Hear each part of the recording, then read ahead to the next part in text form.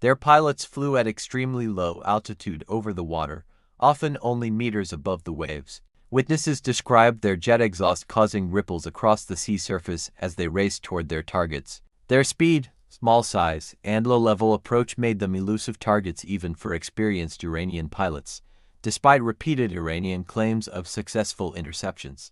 Only one Super Etendard was ultimately lost during Iraqi service, and that occurred during a landing accident rather than in combat.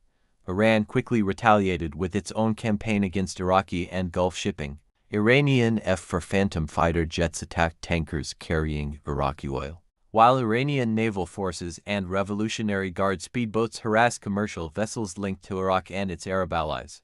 Unlike Iran, however, Iraq possessed only a very small coastline along the Persian Gulf.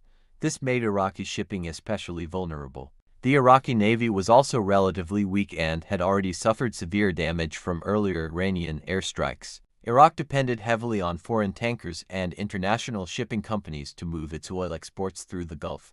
These ships soon became targets for Iranian aircraft, naval patrols, and sea mines. Iranian forces laid mines in critical waterways used by pro-Iraqi shipping, creating a deadly threat for commercial vessels moving through the region. As attacks increased from both sides, the international media began referring to the conflict at sea as the Tanker War. What had once been a regional land war was now threatening global energy supplies and international trade.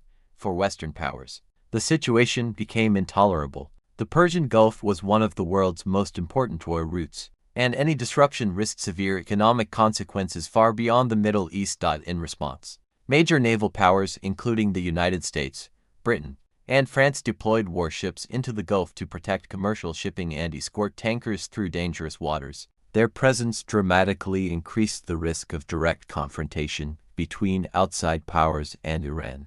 The United States, under President Ronald Reagan, took particularly aggressive measures. In one controversial move, several Kuwaiti oil tankers were officially reflagged as American vessels. By placing them under the American flag, the United States could legally provide direct naval protection using the U.S. Navy. It was an extremely risky decision. Any attack on these ships now carried the possibility of dragging the United States directly into the war. But even the growing presence of Western warships failed to stop the violence. As the war continued into the mid and late 1980s, attacks against shipping only increased. Missiles, mines, fighter aircraft, helicopters, and fast attack boats transformed the Persian Gulf into one of the most dangerous waterways in the world. The Iran-Iraq War was no longer confined